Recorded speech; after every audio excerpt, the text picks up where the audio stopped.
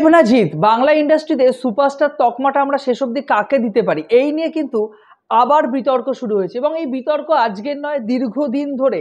আমার মনে হয় জবে থেকে জিতের পরবর্তী সময় দেব তার সিনেমাগুলো হিট করে তার সিনেমাগুলো, তারপর থেকে না বারবার করে যে লেলিয়ে দেওয়া একটা ব্যাপার, বাঙালি তো বারবার করে লেলিয়ে দিতে ভালোবাসেন, সে সাহিত্যের ক্ষেত্রে হোক, শিল্পের ক্ষেত্রে হোক, অভিনয় জগতে হোক, বারবার করে তারা কিন্তু তুলনা টেনে আনেন যে বাংলার সুপারস্টার কে, দেব না জিৎ। অবভিয়াসলি এখানে কিন্তু সব থেকে বড় প্রশ্ন হয়ে দাঁড়িয়েছে, কারণ এই মুহূর্তে দাঁড়িয়ে বাংলার দুজন, মানে একজন প্রোডাকশন হাউসের ম্যানেজার, প্রোডাকশন হাউস চালান অতনু রায়চৌধুরী, অন্যদিকে কিন্তু অভিজিৎ বাবু, যাকে তিনিই তুলেছেন অবভিয়াসলি, তারা একটি ইন্টারভিউতে রিসেন্টলি বলেছেন যে বাংলার সব থেকে বড় সুপারস্টার দেব। কারণ রিসেন্টলি যদি আমরা দেখি, দেবের সিনেমাগুলোই কিন্তু বক্স অফিসে সফলতা পাচ্ছে। তাহলে কি বক্স অফিসে সফলতা পাওয়াই কি একমাত্র মাপকাঠি হয়ে যায় কোনো একজন অভিনেতার ক্ষেত্রে যে সে বড় সুপারস্টার হলো কি হলো না, নাকি এখানে অন্য কোনো পলিটিক্যাল অ্যাঙ্গেলকে আমরা রাখবো, যার ফলে কিন্তু বারবার করে এই জিতকে এই সুপারস্টারের তকমা বা মিডিয়া হাউসগুলো বা যে কোনো ধরনের পুরস্কার বিতরণ অনুষ্ঠানগুলো থেকে আলাদা করে দেওয়া হয়। আসলে এই ভিডিওর মধ্যে কিন্তু আমরা ডিটেলস এই বিষয়গুলো নিয়ে আলোচনা করব। তার আগে আমার মনে হয় বাংলা ইন্ডাস্ট্রির ক্ষেত্রে দুজনের যে পজিশন সেটা কিন্তু একই রকমই রয়েছে। এক হলো মিঠুন চক্রবর্তী যে পজিশন, তাকে আমরা অবভিয়াসলি মহাগুরু হিসেবে জানি, এবং তার পজিশন কিন্তু কেউ কখনো ছিনিয়ে নিতে পারবে না। এবারে দেখুন, মিঠুন চক্রবর্তী কেন মহাগুরু হলেন, আরেকজনের কথা বলবো, তিনি হলেন প্রসেনজিৎ চ্যাটার্জি, তাকে আমরা ইন্ডাস্ট্রি বলছি, গোটা ইন্ডাস্ট্রি বলছি। কেন? এই দুটো বিষয়কে আগে আমাদের বিচার করতে হবে। দেখুন, মিঠুন চক্রবর্তী খুব সাধারণ একজন মানুষ ছিলেন। তিনি রাস্তা থেকে ফাইট করে, তিনি রাস্তা থেকে লড়াই করে, রাস্তার মানুষ, তিনি রাস্তা থেকে লড়াই করে বহু সময় গেছে, তার কাছে খাবারের পয়সা ছিল না। তিনি কিন্তু দেখেছেন ইন্ডাস্ট্রির খারাপ সময়, ভালো সময়, নিজে কিন্তু সেগুলো জাজ করেছেন, করে তিনি নিজের জায়গা প্রতিষ্ঠা করেছেন। যখন করেছেন তার পরবর্তী সময় কিন্তু আমরা দেখতে পেয়েছি তিনি কিন্তু বলিউডে নিজের জায়গা প্রতিষ্ঠা করতে পেরেছেন। এবং আমরা সবসময় বলি যে আমাদের বাংলা ইন্ডাস্ট্রির ক্ষেত্রে যারা বলিউডে নাম করতে পারে তাদেরকে একটা আলাদা জায়গা দেওয়া হয়। এবং শুধু সেক্ষেত্রে নয়, রবীন্দ্রনাথ ঠাকুর যখন আমার মনে হয় যে আমাদের বাংলায় কবিতা লিখতেন আর কি, তার থেকে বেশি তিনি যখন নোবেল পুরস্কার পেলেন, তার জন্য যে প্রতিপত্তি, যে প্রতিষ্ঠা, সেটা যেন বাঙালির কাছে আরো 10 গুণ বেড়ে গেল। যখনই আমাদের বাংলার কোনো মানুষ, যখন অরিজিৎ সিং এর কথা বলুন, শ্রেয়া ঘোষাল, প্রীতম, কুমার শানু, এরা যখন বাইরে বলিউডে যে নিজের জায়গাটা প্রতিষ্ঠা করলো, তখন যেন আমরা তাকে বড় চোখে দেখতে শুরু করলাম। মিঠুন চক্রবর্তীর ক্ষেত্রে কিন্তু সেটা হয়েছে। তিনি বাংলা পরবর্তী যখন বলিউডে নিজের জায়গা প্রতিষ্ঠা করলেন, তাকে বাংলার মানুষটা আরো বেশি করে অ্যাকসেপ্ট করতে শুরু করলো। এবারে প্রসেনজিতের বিষয়টা আলাদা। প্রসেনজিৎ অবভিয়াসলি ফিল্ম ইন্ডাস্ট্রির ভেতরে, বাংলা ইন্ডাস্ট্রির ভেতরে তার বাবা এর সাথে যুক্ত ছিলেন। পরবর্তীতে তিনি একটা সময় গেছিলেন, যখন একটা পিরিয়ড ধরে আর কি, দশক ধরে আর কি, তিনি কিন্তু বাংলা সিনেমায় একা রাজত্ব করেছেন। বাংলা সিনেমা তিনি অভিনয় করছেন, তার হাতে একের পর এক কাজ ছিল। এমনও সময় গেছে যার হাতে এত পরিমাণ কাজ ছিল, তিনি কিন্তু বলিউডের অফারও ফেলে দিয়েছেন, অফারে তিনি কাজ করেননি। এই যে বিষয়গুলো, এই বিষয়গুলো একজন মানুষকে, একজন সাধারণ মানুষকে, একজন নর্মাল মানুষকে কিন্তু আমাদেরকে বড় জায়গায় প্রতিষ্ঠা দেয়, বড় জায়গায় তারা কিন্তু আমাদের চোখে হয়ে ওঠেন, বড় একজন মানুষ হয়ে ওঠেন। মিঠুন চক্রবর্তীর ক্ষেত্রে সেই মহাগুরু তকমাটা এত বছর পরে, তাছাড়া তার সিনেমায় মহাগুরু থাকার পরে, গুরু থাকার ফলে সেগুলো মানে কি বলে, দর্শকদের মধ্যে কিন্তু একটা প্রভাব ফেলেছে আর কি। তো সেই তকমাটা তাকে দেওয়া হয়েছে, এবং প্রসেনজিৎ চট্টোপাধ্যায়, তাকে ইন্ডাস্ট্রি বলা হচ্ছে। কিন্তু দেব এবং জিৎ, যদি আপনি সেইটাকেই ধরেন যে বহু বছর ধরে তার ইন্ডাস্ট্রিতে কাজ করছেন, বহু বছর ধরে তিনি হিট দিচ্ছেন, যদি সেই ফর্মুলাই আমরা মেনে নিই, তাহলে তো ভাই জিতকে আমরা সুপারস্টার বলবো। কারণ জিত তো দেবের অনেক আগে আমাদের টলিউড ইন্ডাস্ট্রিতে এসেছে। সে তো প্রথম সিনেমা সাথী সিনেমায় হিট দিয়েছে, তার পরবর্তী তার প্রচুর ভালো ভালো কাজ আমরা বাংলা ইন্ডাস্ট্রিতে একের পর এক দেখেছি। এবং বলা ভালো যে জিত আসার পরে যে বাংলা ইন্ডাস্ট্রির একটা স্ট্রাকচার ছিল, সেই স্ট্রাকচারটা অনেকটাই কিন্তু পরিবর্তন হয়েছে, ঠিক আছে?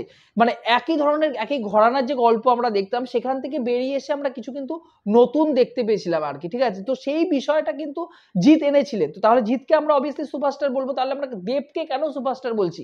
নাকি কোনো একজন অভিনেতা যখন পলিটিক্যালি কোনো দলের সাথে যুক্ত হন, বা বলা যেতে পারে যে পলিটিক্যালি সে যখন একটা মুখ হয়ে যায়, রাজনৈতিক একটা মুখ হয়ে যায়, দর্শকের সাথে, দেখুন সুপারস্টার শব্দটার কিন্তু ভার অনেক। একজন সুপারস্টারের সাথে সাধারণ মানুষের ইমোশন জড়িয়ে থাকে।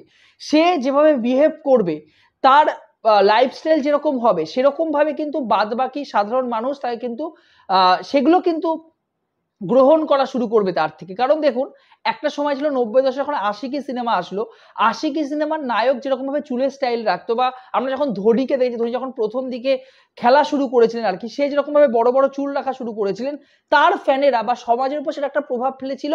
সাধারণ দর্শক যারা ছিলেন তারা কিন্তু তার মতো করে স্টাইল রাখতেন আর কি, তার মতো করে দাঁড়িয়ে রাখা, তার মতো করে চুলের স্টাইল রাখা, তার মতো করে কথা বলা, হাঁটা, সেগুলো কিন্তু মেনে চলতেন, সেইভাবে কিন্তু তারা সেই স্টাইলগুলোকে মানতেন। তো অবভিয়াসলি একজন সুপারস্টার বা একজন বড় নায়ক, সে শুধুমাত্র সিনেমার মাধ্যমে যে বড় হচ্ছে তা কিন্তু নন, তার লাইফস্টাইল কিন্তু সাধারণ দর্শকের উপর প্রভাব ফেলছে। এই জন্য একজন সুপারস্টার কতটা সাধারণ মানুষের মধ্যে মিশতে পারছেন, সেটা কিন্তু তার জীবনে বড় কেরিয়ারের উপর কিন্তু একটা প্রভাব ফেলে।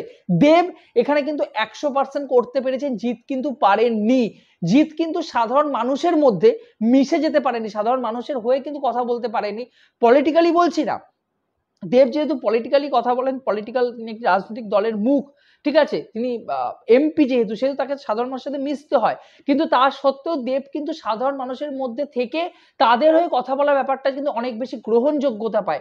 জিতের ক্ষেত্রে কিন্তু সেটা পায় না। রিসেন্টলি চেঙ্গিসের ক্ষেত্রে দেখেছিলাম, তিনি ইউটিউবারদের ডেকে তিনি একটা বড় জায়গায় তাদেরকে ইন্টারভিউ দিয়েছেন, কিন্তু শুধুমাত্র ইন্টারভিউ দেওয়া বা কিছু সিনেমা বা কিছু সংলাপের মধ্যে দিয়ে কিন্তু তিনি দর্শকদেরকে টানতে পারবেন না। তাকে অনেক বেশি সাধারণ মানুষের কাছে আসতে হবে, সাধারণ মানুষের হয়ে কথা বলতে হবে, কানেক্ট করতে হবে। সাধারণ মানুষ যখনই কানেক্ট করবেন, দেবকে কিন্তু সাধারণ মানুষ অনেক বেশি পরিমাণে কানেক্ট করেন। এবং সব থেকে বড় বিষয়, পোস্ট প্যান্ডামিকের পর যখন করোনা চলে যাচ্ছে, তখন দেব যেরকম 50% অকুপেন্সি নিয়ে তার গোলন্দাজ সিনেমাটা হিট দিয়েছেন, পরবর্তীকালে প্রধান সিনেমা বা তার যেরকম ধরনের কাজ, টনিক বলুন, সব কাজে কিন্তু ব্লকবাস্টার হিট হয়েছে। কারণ সে কিন্তু নার্ভ, আমাদের বাংলার যে দর্শক আর কি, তাদের নার্ভ পালস তিনি কিন্তু বুঝতে পেরেছেন, এবং সেই ঘরানা তিনি কিন্তু ছবি বানিয়েছেন। এবারে অনেকেই বলছেন অতনু রায়চৌধুরী এবং আমাদের অভিজিৎ বাবু, এরা জিতকে ফ্যামিলি ওরিয়েন্টেড সিনেমা তৈরি করার জন্য বলেছিলেন বলে জিৎ নাকচ করে দিয়েছে বলে তাদের একটা রাগ থেকে বলছেন দেব সুপারস্টার। জিৎ বা এই সময় দাঁড়িয়ে অন্য কেউ, জিতের নাম বলছি না, যে অন্য কেউ দাঁড়িয়ে কিন্তু তিনি সুপারস্টার নন, তা কিন্তু একদমই ঠিক নয়। আপনাকে বুঝতে হবে যে একটা পয়েন্ট অফ ভিউ থেকে তিনি বলেছেন যে শুধুমাত্র সিনেমা হিট করছে, দর্শক হলে গিয়ে সিনেমা হল ভরাচ্ছেন, তাই জন্য দেবকে আমরা সুপারস্টার বলছি। কিন্তু এটা যেরকম একটা পয়েন্ট অফ ভিউ থেকে ঠিক, যে সিনেমা করছে দেব, এখন যে ধরনের সিনেমা করছে বা যে ঘরানার সিনেমা করছেন, কমার্শিয়াল সিনেমা এখন যেরকম ধরনের হাইপ রয়েছে, খাদান কিন্তু একটা ভালো বিজনেস করে বেরিয়ে যাবে। সেহেতু দর্শকদের মধ্যে সেই সিনেমার যেহেতু প্রভাব পড়ছে, তাই দর্শক তাকে গ্রহণ করছেন, তাই জন্য সে একটা বড় পরিমাণ অ্যামাউন্ট কিন্তু আমাদের যে প্রোডাকশন হাউসগুলো বলুন বা সিনেমা ইন্ডাস্ট্রির কাছে নিয়ে আসতে পারছে। এটা যতদিন পর্যন্ত সে আনতে পারছে, এর ফলে কিন্তু বাংলা ইন্ডাস্ট্রি একটা বড় জায়গায় পৌঁছাচ্ছে।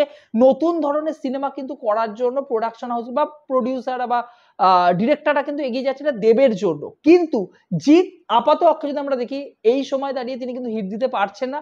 কিন্তু এত বছর ধরে তিনি যে কমার্শিয়াল সিনেমাকে এগিয়ে নিয়ে যাচ্ছেন, এত বছর ধরে তিনি একটা ঘরানা সিনেমা যে করে যাচ্ছেন, এত বছর ধরে ইনভেস্ট করছেন, প্রথম প্যান ইন্ডিয়া সিনেমা তৈরি করছেন, এই পদক্ষেপগুলোর জন্য কিন্তু অবভিয়াসলি জিৎ আমার মনে হয় অন্যান্য নায়কদের থেকে বা টলিউডে যারা আছে তাদের থেকে কিন্তু অনেকটা সময়ের থেকে এগিয়ে রয়েছেন।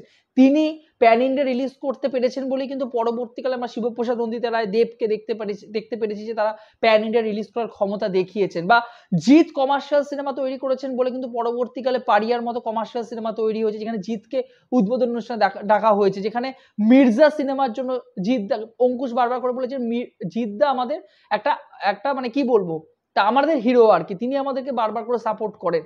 খাদান সিনেমার জন্য দেব এগিয়ে যাচ্ছেন, যে খাদান যদি হিট করে অবভিয়াসলি তিনি পরবর্তী কমার্শিয়াল সিনেমা তৈরি করবেন। কিন্তু এই যে একটা গতি, এটা কিন্তু জিৎ এত বছর ধরে নিয়ে এসেছেন, অবভিয়াসলি তাকেও কিন্তু আমরা কোনোভাবে হেলাফেলা করতে পারি না। তো একটা পয়েন্ট অফ ভিউ থেকে কিন্তু অবভিয়াসলি বারবার করে বলা হচ্ছে যে দেব সুপারস্টার, দেব শুধুমাত্র বাংলা ইন্ডাস্ট্রিকে ধরে রেখেছে, অন্য কেউ ধরে রাখেনি না।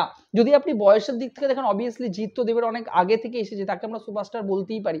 কিন্তু তিনি সুপারস্টার শুধুমাত্র আগে এসেছেন পরে এসেছেন বলে নয়, তিনি এত বছর ধরে ইন্ডাস্ট্রির ধারক এবং বাহক, তিনি যে কমার্শিয়াল সিনেমাকে করে নিয়ে যাচ্ছেন, সেই জন্য কিন্তু জিতের অবভিয়াসলি স্যালুট একটা প্রাপ্য। এবং রাজনৈতিক মহলের বাইরে থেকে অবভিয়াসলি কোনো পুরস্কার বিতরণীতে তিনি যান না, ও তাকে অ্যাওয়ার্ড আলাদা করে তার নাম, তাকে অবভিয়াসলি দেওয়া হয়েছে রিসেন্টলি সংবাদ মাধ্যমের থেকে একটা অ্যাওয়ার্ড, কিন্তু তিনি যেচে কোনো অ্যাওয়ার্ড নেন না, অবভিয়াসলি কোনো ফাংশনে তিনি আলাদা করে যান না। তো সেখানে দাঁড়িয়ে তিনি একজন মানুষ এত বছর ধরে দর্শকদের মধ্যে যে একটা প্রভাব বিস্তার করে রেখেছে, তার যে এত বড় একটা ফ্যান ক্লাব রয়েছে, সেটাও কিন্তু আমাদের সেলুট জানাতেই হয়। তো এই হলো বিষয়। আপনারা সবসময় একটা পয়েন্ট অফ ভিউ থেকে বিচার করার চেষ্টা করেন। আমি গোটা বিষয়টা আলোচনা করলাম যে একটা ইন্ডাস্ট্রির মধ্যে সুপারস্টার শব্দের অর্থ কি। একটা ইন্ডাস্ট্রি শুধুমাত্র একটা পয়েন্ট অফ ভিউ থেকে আমরা একজনকে সুপারস্টার বলতে পারি না।